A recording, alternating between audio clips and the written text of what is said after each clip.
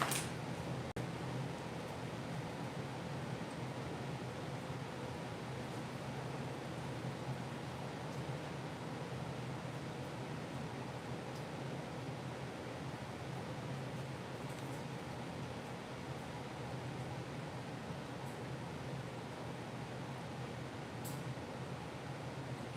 we're live. What's up, everyone? It's Jeremy Majors here with Majors Academy Dog Training out of Green Bay, Wisconsin. And we're live on YouTube, Instagram, and Facebook, answering all of your dog behavior questions.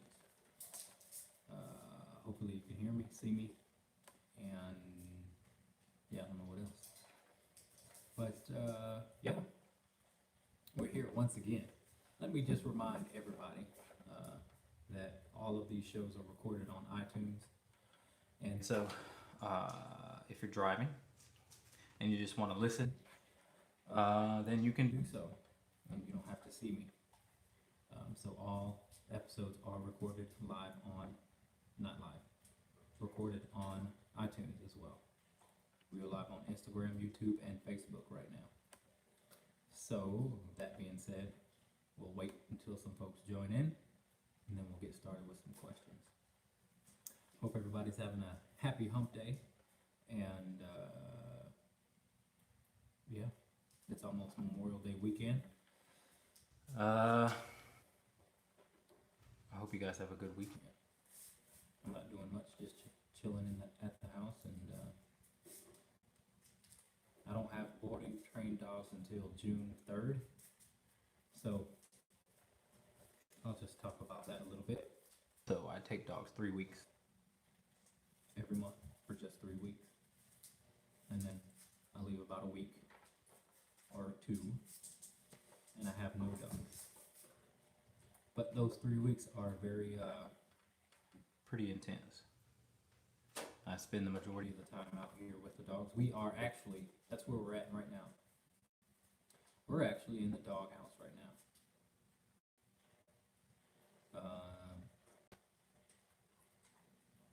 Yeah, it's pretty cozy out here. Got a couch, got a television. It's heated. It's pretty comfortable. Just put a camera system for the outside yard and the inside. I just updated the inside camera system, so we'll be watching dogs. We can watch dogs anywhere and everywhere. Anyway, all right. You're here to listen to some answers to some questions, maybe ask some questions. You guys who are watching, feel free to ask as many questions as you like. I also need to remind you that this is something that I love to do. Love to talk to people. Love to have a conversation. All right, when people call me, it is not my goal to sell my dog training. It is my goal to give them the best option. And sometimes that best option is to just give them a plan that they can sort of implement with just some advice. For example, I had a lady call me today who has 10 dogs, and one of them is starting fights with the older dog. And it only happens when they are being let out. So when that door opens and that energy is high, that's when the trouble starts. And that's when a lot of fights start, actually. So we, let them know that they should somehow keep the dogs calm, or keep the aggressor calm. Because when you have dogs that are fighting and you want to break them up, okay. Just trying to fit into a small crate. When you have dogs who are fighting and you want to break them up, you want to go after the aggressor. The dog who seems to have started the fight, try getting a hold of that dog. Don't grab for the collar, don't grab for their head. Try and grab for the tail or back legs, and be careful. And so, again, go for the aggressor who you think is starting it, because The dog who is not the aggressor could only be fighting because the dog is being attacked. So it may not be a mutual thing. You know what I'm saying? So anyway, I gave her some advice. Told her she should get a dressage whip because you basically have a whole pack. And if you guys don't know what a dressage whip is, it's a tool that I use to socialize dogs only to gain control and keep dogs calm. But it's a really effective tool.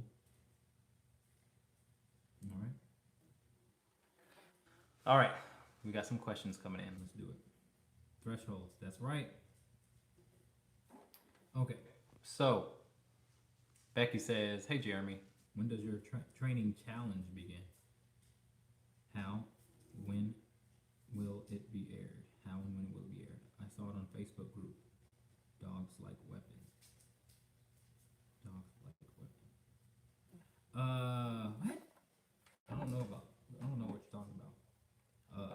Face training challenge. I don't know. Am I missing something?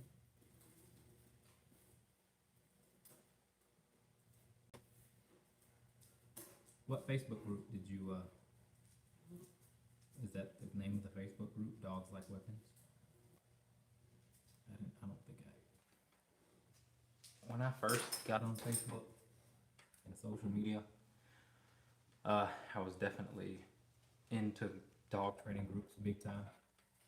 But nowadays, I don't have the time between my business and my newest edition, human edition. I don't really have the time.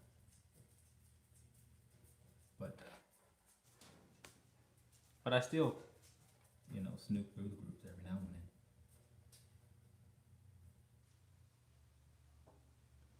Oh, wow. Yeah, PM me. That'd be awesome. I'd like to know about it. All right, let's do it.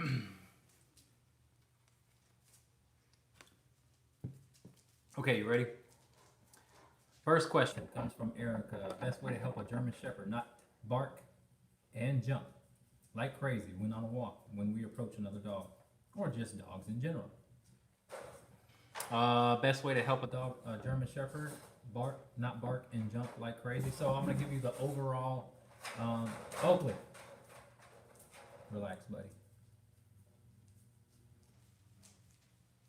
I'll give you a sort of a general answer, and then I'll give you more of a specific answer. So to address the issue and make it easier in that one area, you not only have to address the area, but you also have to address other areas. If you can concentrate on getting the dog to be more respectful and listening on a higher level in other areas, which means when it's very convenient for him not to, which means you and him at home, when you guys are relaxing, evaluate how much he can get away with, evaluate how many things he can just assume he can do, and start chipping away at those things. All right, because a dog who has to listen often is going to listen often and more likely to listen when it matters. But if the dog is not allowed to listen, and when again it's most convenient for you not to make him listen, there's no misbehavior. So Oakley, come here. You're making too much noise. You're making too much noise. So anyway, when you guys are at home, make them more respectful. Okay? It will help. Now, when you are training the dog on the walk must be structured. So overall, the dog just sounds like it needs more structure, period. But when you are training the dog, when you are walking the dog must be doing something. It can't just do what it wants. because it then will be allowed to act how it wants. All right, so it can't be doing what it wants all the time on the walk. You must give the dog some structure, some guidelines, and the structured walk is very effective for that. So I got a YouTube video on how to walk, and you should check it out if you haven't already. But that'll be the way to get your dog to be more responsive on walks. All right, but overall, get the dog to listen to you better in the house. It will help. All right, thanks for your question. Those of you who are watching live, please feel free to ask questions, as many as you like. You don't have to ask just one. The better, the closer it is to a conversation, the better. And also, you guys, we are very close on getting a date for our first interview with a local veterinarian. We actually got someone who was brave enough to come on the show, and we're going to ask some good questions. So stay tuned for that. We're just getting a date selected, but I do have the veterinarian in mind. And yeah. How's your cute ass baby? My cute ass baby is doing amazing.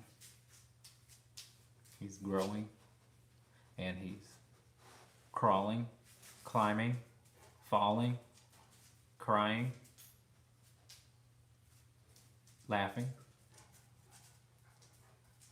eating, pooping, peeing, and then that's on repeat. But it's amazing. All right, next question. Okay, next question comes from Kimberly. Hello, our 1.5-year-old rescue dog has shown aggression to one of our extended family members, adult male. He gets worked up when we have visitors over in general, but it's another level with this individual. When this person comes through the door, our dog barks aggressively, hair stands up, and he will lunge and nip at his pants, especially when the individual's back is to our dog. When this person is sitting down, our dog is mostly fine, but if the person gets up and at all, he freaks out. Our dogs actually let the person pet him only when the person is sitting on the couch and our dog has had the chance to calm down. And he's licked his face on occasion. For what it's worth, this person has lost 170 pounds in the last year, and I can't help but to wonder if that throws our dog off at all. Anyway, I'm concerned our dog will start showing aggression to other people, and will teach our new rescue dog to do the same. Any pointers? I've started to work on play. That's exactly what you need to work on. You want to be able to, again, have your dog listen to you and respond to you much better. You will need to give that dog a break. How come you can't just show the dog that humans are not something to be concerned of at all, and it is up to you to sort of make that happen, make that perspective happen to the dog. So for one, your priority shouldn't be to allow people to pet the dog. If the dog is questionable at all, it only tells you that you have work to do in getting the dog's respect. Because it's not about if people can touch him, it's about how well he listens. That's the first step. And then if he listens well, then the dog has the ability to learn what you would like him to learn. Then people can come later. But for now, the dog should be shown that you should show the dog that the dog can be controlled and that people can be controlled. And that's all up to you. Because we can't have strangers just come in and try and pet him, because that would represent not control on your part. And then he can't decide when he comes up and when he nips and all that. That would also show no control from your part. So it starts with your control for long enough for the dog to become indifferent to what it's concerned about. All right? Thanks for your question. Stupid fly. Okay, next question.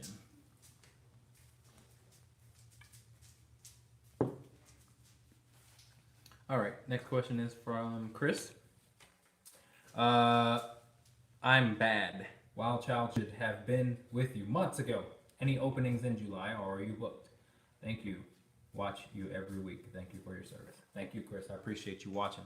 What I would say is, I do have one more spot for July. So the date is June 30th. I've got one more spot. I'm taking an extra dog. I usually only take 3. I'm taking one more.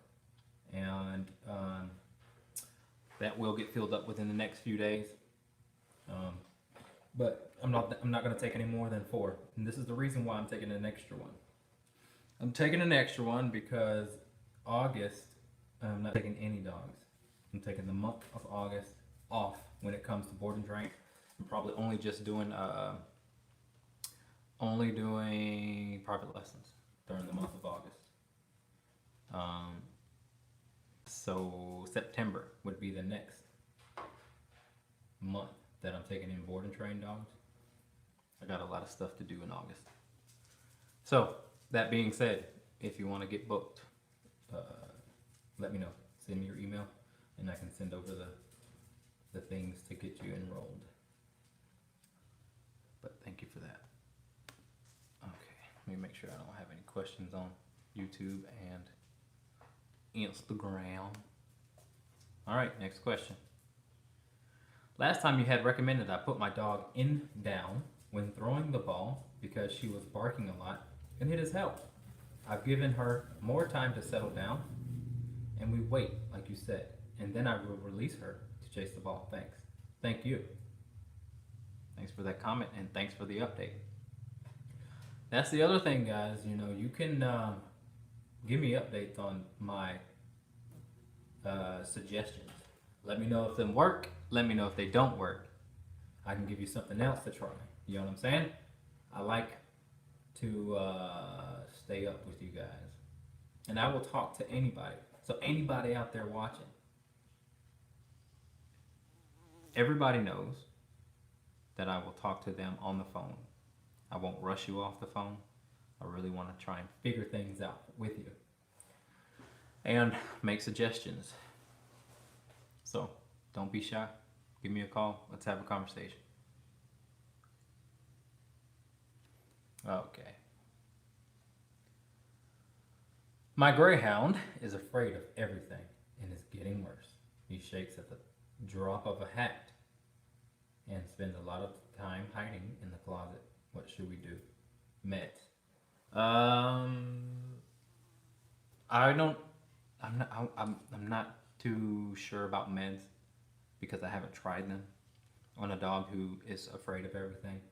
I always try and make sure I would take the dog sort of through my, I guess, training experience before I would recommend meds or give a dog that I have meds. I'm not saying that meds don't work. I'm saying training before meds. That being said, try putting the dog on leash, maybe putting the dog on leash for a while, or making the dog stay in one spot. And don't play into their nervousness, just sort of kind of act indifferent to it, you know what I mean? You want the dog to be safe, feel safe around you when things get spooky. A lot of dogs run away if outside and things get spooky. Again, the safest place for your dog should be by you. And everyone should strive for that sort of relationship with their dog. Okay? I'm pretty sure one of my dogs ran away, given the fact that he gets freaked out when there's a loud noise, firecrackers, gunshots, and all that. I'm pretty sure that's how he got to me. Or that's how he ended up being my dog, along with the aggression. But I'm pretty sure that that's how it was. Okay, so now, though, when there's a weird sound or a big boom, he comes by me. Okay, so that kind of brings up a little interesting thought in my mind. What's more important to you? That you can pet your dog, love on your dog, sleep with your dog, or when your dog gets scared, that the dog knows to come to you as opposed to going to itself, or trying to advocate for itself. What's more important? Because those two things are can be very separate in a lot of ways, in a lot of things. Petting and what we would call freedom doesn't necessarily mean or equal security. Doesn't mean leadership. Leadership and affection are two different things. Not completely different, but in a lot of cases they are. Because a lot of people can pet their dogs and love on their dogs and give them treats and give them flea and tick medicine and give them baths and trim their nails and clean their ears and give them all of the, I would say, easier things to do. But if your dog can't come to you when you say come, then you got work to do with your relationship. Because when my dog is scared, I want my dog to come to me, as opposed to trying to go somewhere else. So that could be a good measurement of your relationship. When your dog is scared, who's it go to? Does it rely on its own self because doesn't really feel safe with you? Or does it come to you because you're the safest place in the world? I want my dogs to come to me. All right? And that wasn't directed towards you. It's just sort of a general thing that I feel. I hope your little girl is doing well too. I should have asked that earlier. She is just adorable. And I miss you guys. All right. Next question. Wait, let me see if I got some live here. Okay, Anna says, hey Jeremy, a couple of big steps for Chaco. Kids have come down the stairs and Chaco stays in his place. He watches them come down the stairs but does not move from his place. So happy. Let the viewers know that he used to rush them and try to nip them before you report and train. Yay, thank you. Oh man, I didn't have any doubt that you guys would get it done. I mean, you guys, I can tell by how you guys are that he is in good hands if you guys just had the plan to move forward with it. So Chaco used to not allow kids to come up and down the stairs. He was very controlling when it comes to something he deemed as unsafe or whatever it was.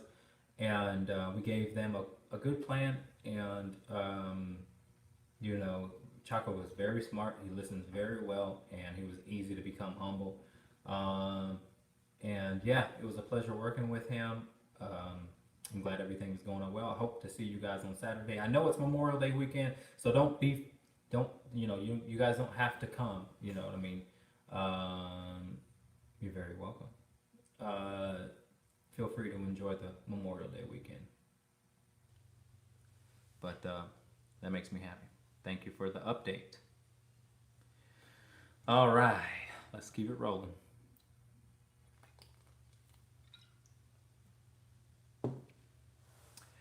All right, Kim, we recently rescued a puppy who was previously in a pet store. She's about 6 months now and still iffy with potty training. It does not bother her to sit in her own feces and urine. She's gotten a bit better, but we're still struggling with crate training. Any tips? Yeah, okay. I'll just go through the things that I usually go through with people. First of all, you want to make sure the crate is small enough to where she can't get away. But if the dog is laying in it, then maybe the dog doesn't care to get away. And that's tough. So that's tough to deal with. Secondly, make sure your dog is on a feeding schedule. Okay? And if you don't mind telling me, how long have you had the dog? But the feeding schedule is important.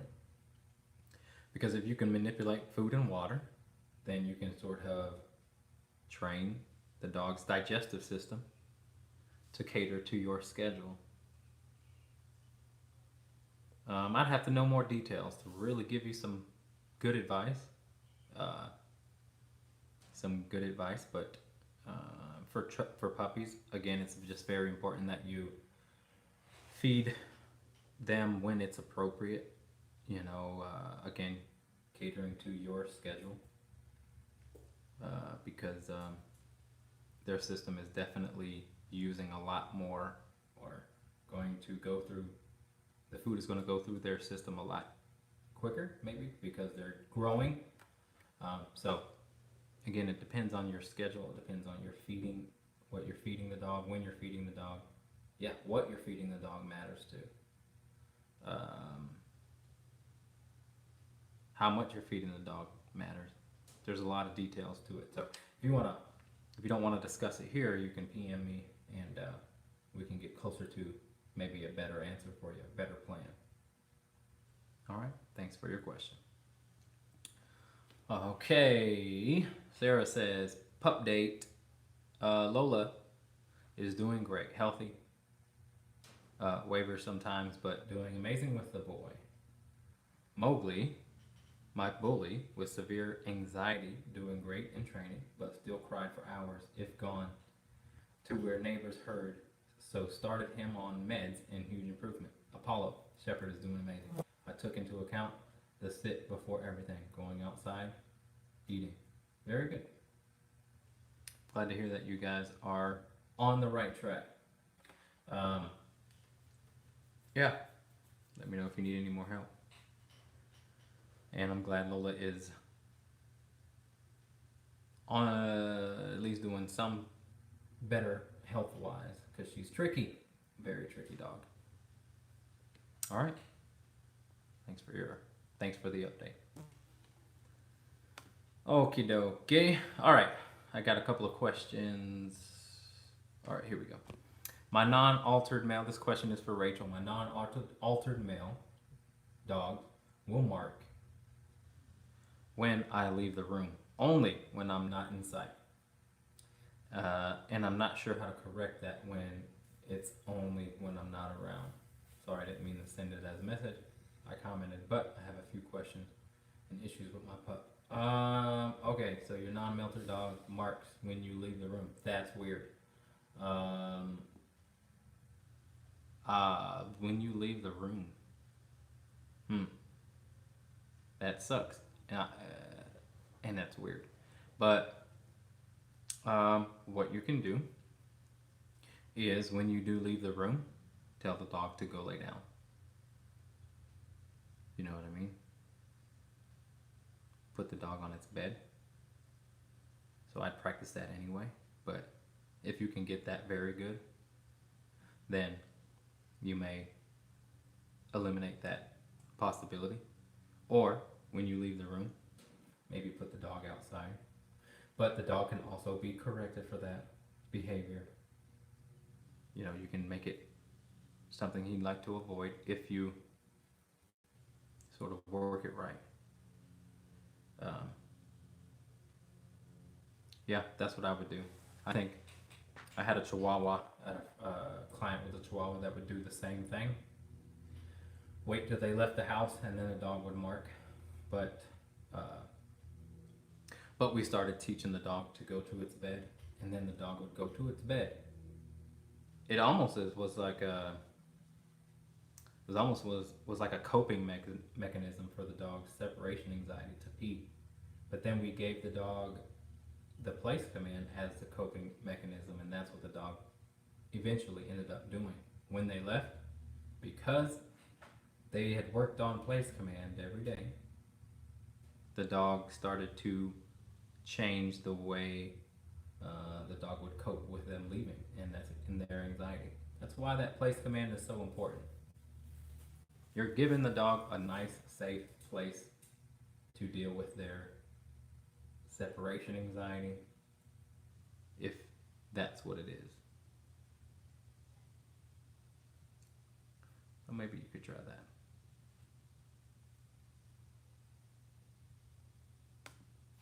see how it works for you.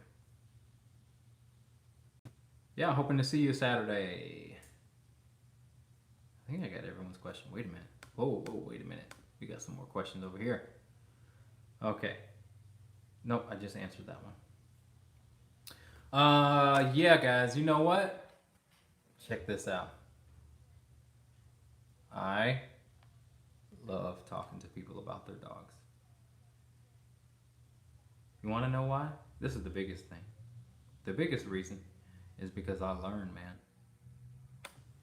I really, it's like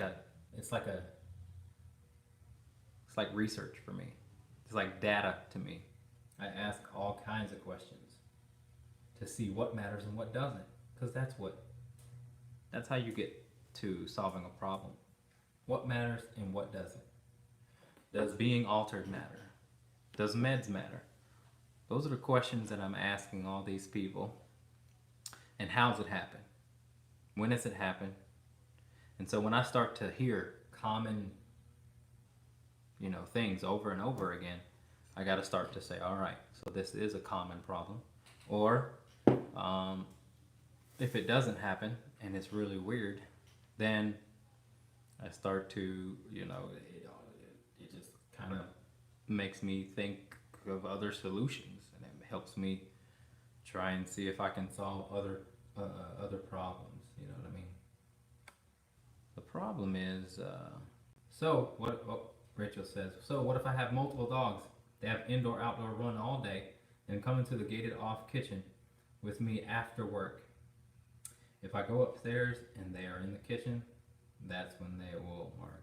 But if you have multiple dogs, we'll take the dog that marks and do something with that dog. Put him in the crate. That'd make me really, that would bother me to the point where if the dog is in for the night, or just in when the time you go upstairs, then I'd put the dog in the crate. You know what I mean? That dog loses its privilege to have that freedom if it can't handle it. And obviously if it's marking, then it can't handle it.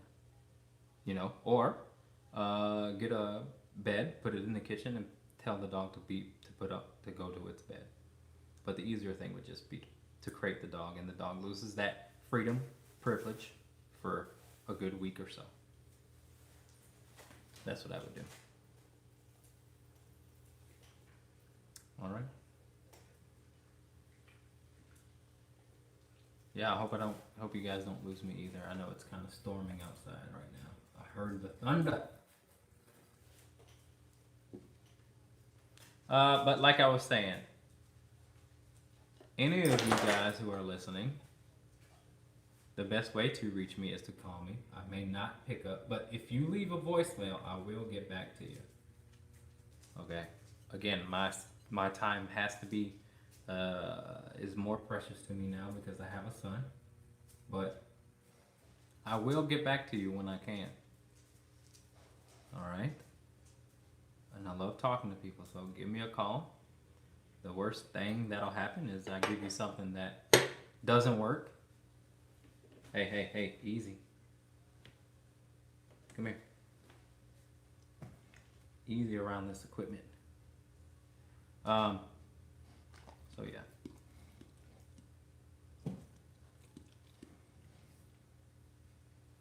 All right, some more questions, eh?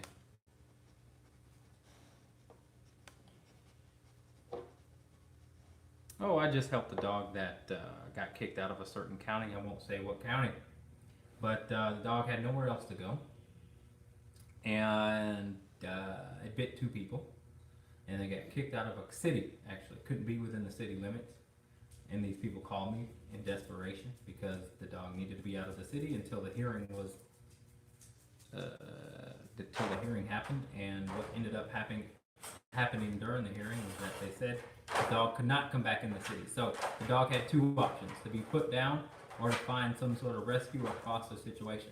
Now, many dogs would not be accepted in that situation from a rescue.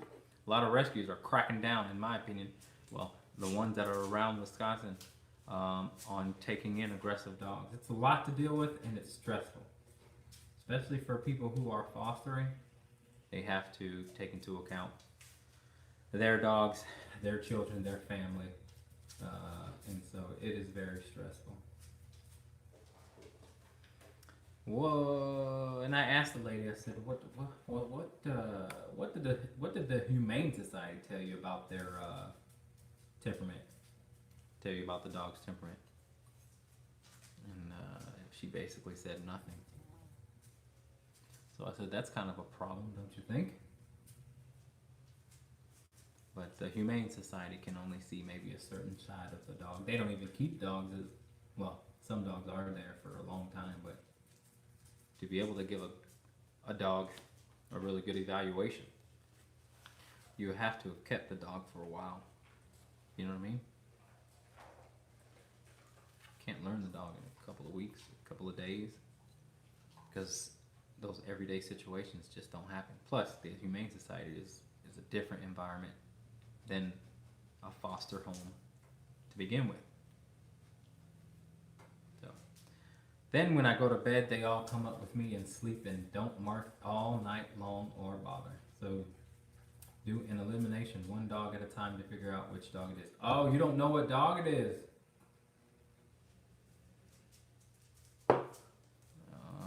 Okay. Yeah, that's what I would do. That's a good plan. Hey, listen, guys. The crate is not a place. It's not a good place. It's not a bad place. Actually, it's a good place. Whether or not you're angry with your dogs or not. Who cares? Put them in the crate. They're not going to associate it with bad energy or bad whatever that is. You know, just let the dog. When the dog is in the crate, the dog should be calm. Leave it at that. That's it. No barking. No scratching. No trying to break out. No whining. No spinning. Just calmness. That's it. You want to be able to put your dog in the crate whenever you want.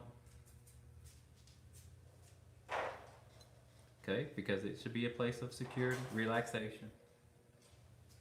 That's it. Don't worry about the good thing. Oh, we don't want to make it a bad place. Let's see. Who came up with that? Who came up with, when I put my dog in the crate, it's a bad thing? Or I don't want my dog to associate the crate with a bad thing. Okay. Well, tell the dog to be quiet then if it's barking. What makes you think the dog thinks it's a bad thing? Because it's barking in it? Because it's scratching at it, or trying to get out, or whining, or drooling? Well, that means you haven't properly crate trained your dog. See, I think people think crate training only pertains to if the dog is there and doesn't pee and poop in the house. That's when they say, "Yep, he's crate trained." Crate trained. Yep. Doesn't pee or poop in the house. Well, of course he doesn't, because it's in a crate. But there's more to it. When the dog's in the crate, you shouldn't know that there's a dog there. Dog should be that relaxed. I do my live videos out here in the kennel area. Okay, so there, last Wednesday, there were 1, 2, 3, 4, 5, 6, 7 dogs here. You may have heard a little bit of whining because I'm talking a lot. But other than that, you don't hear anything. When dogs are in the crate, obviously, make sure your dog are exercised. Dogs are exercised and they're fed and they're watered. But after that, they should be quiet in the crate. No talking. So that's what crate training is. Calmness in the crate. Right, Oaks?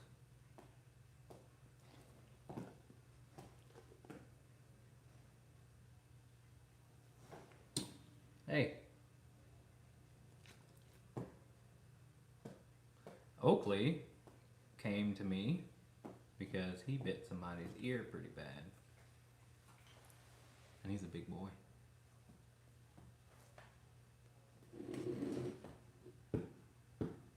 All right. Well, do we have any more questions? I think we're good. Good to go. If you guys have any last questions, type them in now. I don't care how ridiculous they are. Remember, your questions help people who are watching for the first time. Or not. Or people who are too shy to ask questions. All questions help. You know what I mean? Because somebody's going through the same thing you're going through. I promise you that. If they aren't, I will say, wow, that's weird. Not meaning it's a bad thing, but it's something I just haven't seen or heard before. And I would say more times than not, I've seen it or heard it.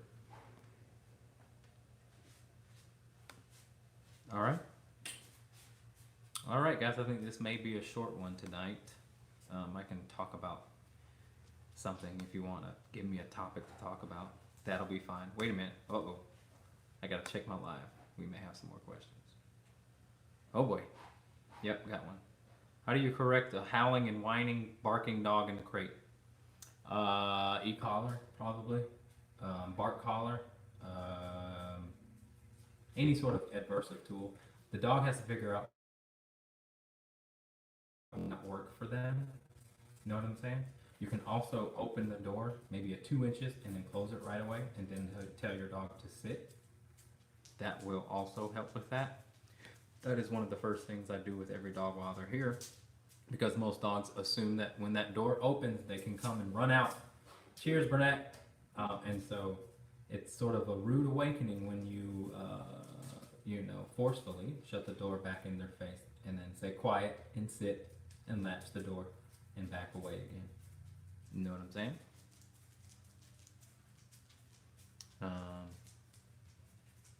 Any way to stop a dog from eating poop?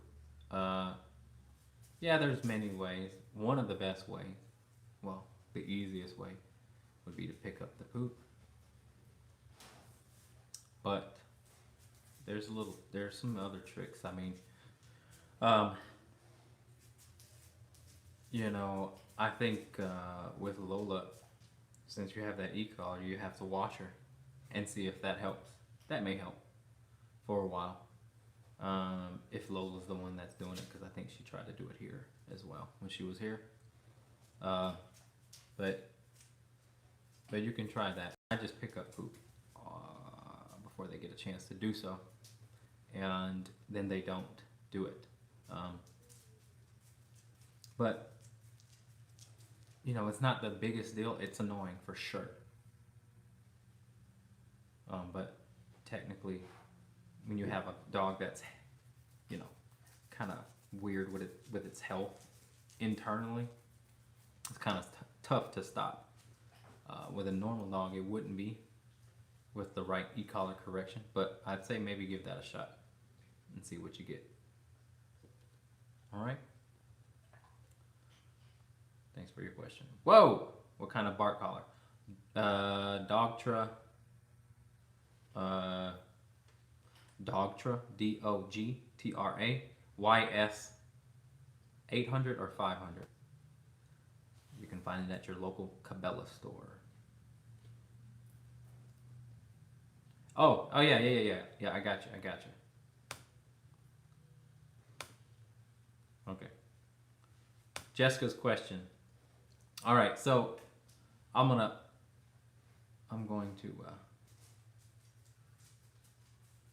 not read the whole thing. Okay. Although he listens to this and listens when I call him, he doesn't like kids. They can even pet him without a growl or a lip curl. I am at my wit's end with him. I have tried having kids feed him, having them play with him, give him treats, walk him. He does those things good with the kids, but they cannot touch him. Is there ever a situation with a dog that you have said, okay, this dog can't be around children? My kids want friends over, and honestly, I'm scared to agree to it. He doesn't attack anyone, but I still don't trust he wouldn't nip a child or if that child didn't listen to me and tried to pet him. He's so much more than I could ever imagine. If I exercise him too much, he gets overstimulated and his behavior is worse. These last 2.5 years have literally been a nightmare. I just ordered the e-collar for him. Would you recommend him wearing it the entire time while he's awake? Just constantly e-collar, correcting him for every lip grow. No. What I would like you to do is give your dog a break from kids. Long time. Put him in the crate. Don't let your dog be out with kids. Period. When your friends are over, when your kids' friends are over, it's okay to put the dog away. It's not going to be away forever. Just put the dog in the crate. Give the dog a break from being touched by children, and that may do it. And then you give the dog a break from your touch and affection. The dog is going to be open to getting petted if it likes to be pet. So until the dog likes to be pet by children, or your children, I would say, don't pet the dog. Try that. That may work. And because when I'm trying to get dogs to be good with people on walks or just in general, I have to shut down their affection so that they learn how to get what they want from people that they may see as something that they're nervous about or bratty about. Okay, because if their cup is full, their praise cup is full, their petting affection cup is full, they'll be less likely to get it or want it from others. And then if it's kids, because they're a little bit more annoying than adults, then they're more likely to get annoyed with those kids. Okay, but let's try that. You or your husband, don't touch the dog. And see where the dog then goes to get that belly rub. But you can still correct the dog for lip curling, absolutely. But again, give your dog a break. Don't try and force them to be liked. Don't try and force the dog to like your children. Allow enough time for the dog to want to be touched by your children. And don't underestimate what that time is, because it's different from dog to dog depending on how bratty he is. Here's a test on how you can measure your dog's bratty behavior. Try treadmill training the dog and see how many times the dog wants to get off. I think, in my opinion, that's how you can measure the dog's bratty behavior. Because the brats, when I train them to treadmill train, and don't you get all freaked out that I'm putting dogs on treadmills. I see you people out there. You're getting all, why are dogs on treadmills? I get that from time to time. Well, here's a fun fact for you. The treadmill was invented for dogs. That's right. The treadmill was invented for dogs. Before people got on it, it was invented for dogs. You heard me. So, there you have it. It's fine. Okay. Tracy says, best way to introduce a new rescue adult dog to a resident senior cat. Cat is not aggressive at all. Okay, so you want to control the dog. I'd say keep the dog on leash until the dog doesn't pay attention to the cat. And then you can drop the leash so that you can get the dog if the dog decides to go after your cat. If your cat is declawed, you definitely want to take that approach. If your cat's not declawed, then you can maybe take a little bit more of a chance and allow the dog to go up to the cat and get swatted a few times. And then a lot of dogs learn that way. But it depends on the temperament of the dog. If the dog that you think has a lot of prey drive and is driven to go to your cat, then you will have to have even more control. And then once you gain that control, here's how you know when you can take the next step. Is when the dog stops paying attention to the thing you don't want the dog to pay attention to. So if that dog is focused on the cat, then you know not to take the next step, because like that, something bad could happen. All right? Um, yeah, control, leash, you know, and take as much time as you need. But the dog shouldn't pay attention to the cat. And allow the cat, here's how, okay, so I'm going to give you the answer to that will get you there. But it's going to be extreme because I like to work from the extreme and then I work my way down. So here's an extreme situation. You allow the cat to do the cat things, you know. Maybe the cat one day jumps on the counter. Maybe the cat one day scratches the couch. Maybe the cat one day plays with its toys. Maybe the cat one day jumps around and whatever the cat does, the dog should be put on leash until it sees everything the cat does to ensure that the dog can get used to everything the cat does. So, for example, you bring the dog in on leash and the dog or the cat doesn't come out, maybe just the cat walks around and the dog is okay with that. That is not necessarily your time to then say, oh, dog's okay with the cat. Because maybe the next day the cat runs from the dog or runs near the dog and the dog says, I gotta go get that cat. But show your cat that the dog can be controlled. That is probably the number one thing when it comes to dogs and cats that we see. Is the daggum cat needs to actually know that you can control this wild thing. And then the cat can come out and explore. But I just had a lady call me with a cat that hides under the bed and the dog is allowed to chase when it wants, to do this when it wants. The cat's like, I'm not coming out because this thing is out of control. But guess what happens when you do control that thing? Then the cat's like, dog's not looking at me. Dog can't get to me. Let me do what I want. And that's when you see the cat start to come out again.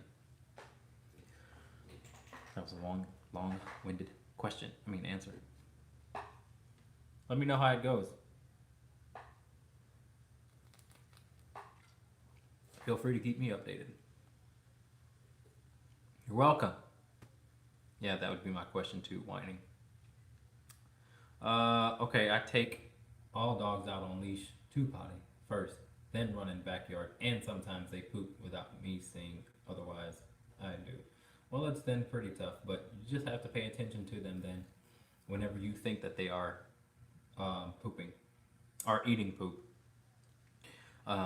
Because you can break it up, especially if it's obsessive. It's easy to break if they're obsessive about it, because then it's a pattern, as opposed to being random with it. If it's random, then they're not going to be doing it all the time, obviously. But if it's an obsession, then the right level of e-collar correction, can interrupt that obsessive behavior, that obsessive mindset. All right. Whining in the crate, shaking, and I wait till she's quiet, till I let her out. I just wait it out. Waiting out doesn't work for some dogs. You'll have to correct it out. You know what I'm saying? Waiting out is a way, actually, but for some dogs that are very stubborn, it's just going to take way too long. Most people just won't have the patience to wait it out, even me. So there's time for waiting it out. There's a time to wait it out, and then there's a time to just say, all right, be quiet, sit down. If your dog knows how to down, then that's what I would do. I would down the dog in the crate. That will help it big time. Dog shouldn't be standing up or anything like that. If the dog has the ability to lay down, when you say down, then that does it for the most part. All right, thanks for your question. Feel free to ask another one. Okay, Kayla, how would you modify your training techniques with a deaf dog since you can't use your voice? We are taking our first deaf dog into rescue. Curious if you have any advice. Deaf dogs are going to be much more visual. So hand signals are the way. and use your voice either way, because your dog, maybe some deaf dogs can read your lips. And so again, they're going to be much more visually, they're going to be more visual. Their other senses are going to be stronger, more so than the average dog, because the average dog that's not deaf or not deaf can use all of their senses, right? But this dog is deaf, so their visual sense is going to be heightened. And so hand signals are the way to go. And so when you're saying down or sit, use your hand signals or stay. All right? Thanks for your question. Okay, Meredith says he never used to be that way until we moved home. Who are you talking about?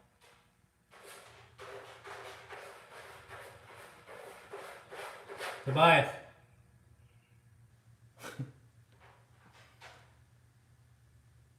Okay. I'll try that. So my kids who are home 24/7 because I homeschool should not show affection to him. To not show affection if he comes to them. If they go to get ice, he will run to them and sit nice to take cues. No affection at all right now. No, just to give him a break. No affection. So what? Now it's one thing if the dog is coming to them without something that he can get from them other than affection, right? If the dog is coming to them for ice, it's just about the ice, it's not about affection.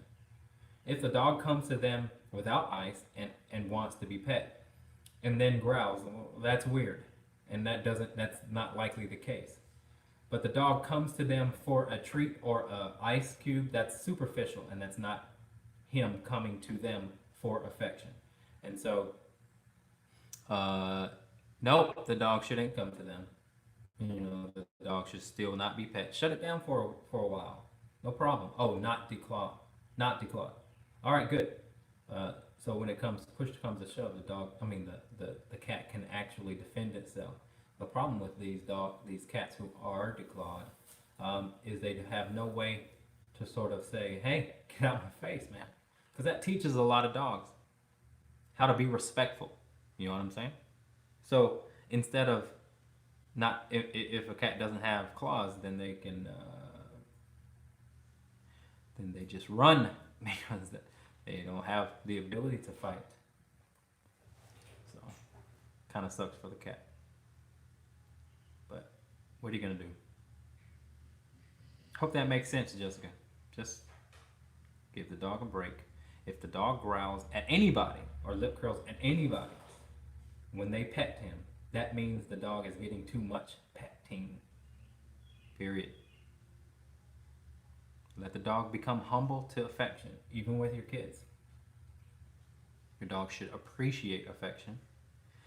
And one way to get there is to not give the dog affection whenever they ask for it. Why don't you give them affection when you want to give them affection? And not anytime. Anytime I can get affection. Yeah, anytime. Sure. I can bite your kid in the face, but I'll get petted tomorrow. I'll act like I'll feel bad for tonight, but tomorrow I'll be back on the couch tomorrow. No problem. That's a problem, and that's some dogs' mindset. People call me, my dog just bit me, attacked me, and the next day they're on the couch. What? What? Wow. That's crazy.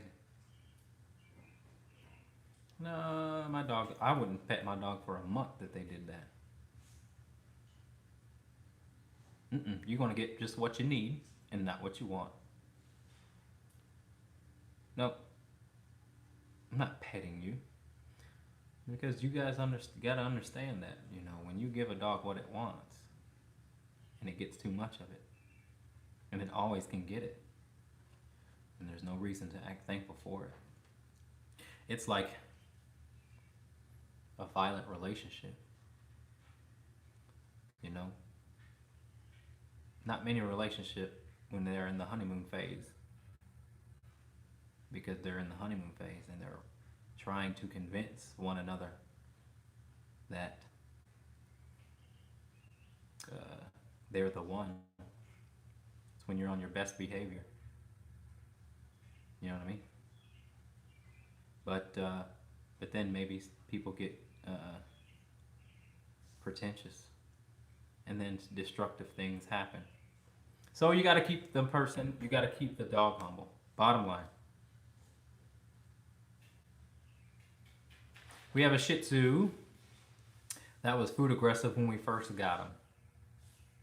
We worked with him, and he seemed so much better for a while until yesterday.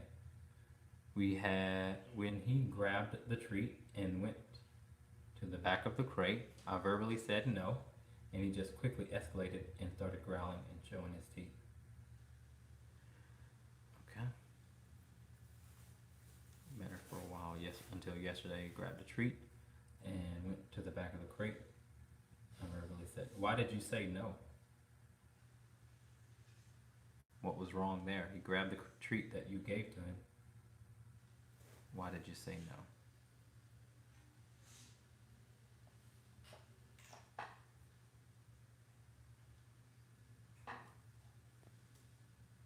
Because if you put the treat out there for him and you grabbed it, then I mean, you can't really fault him for that. I mean, yeah, you can expect him to, not be possessive of it, but the best thing to do is get a broom or get something that you can cover the treat with completely. And if he decides to go after it, then just tap his nose with it and say no, whatever it is. All right, so I'll give you a little demonstration. So this is like just a little vacuum thing, right? Like a little vacuum thing. So if I'm working with a Chihuahua, this is all I need. But I would cover the treat with this thing. And again, if he decides to growl or nip, I just do this. No, just like that. Tap his nose with it. At the same time, say no. No. And that'll usually do it. And then when he goes up, when he gets back, and when he goes up, you tell the dog to sit. And then you can pull the treat away. And then repeat. But you may not have to repeat, because that may have done it. But cover the dog, cover the treat or the food or whatever it may be with something that is not your hand or flesh. I mean, unless you don't care about getting bit. But the dog's best attempt to become resource aggressive shouldn't work.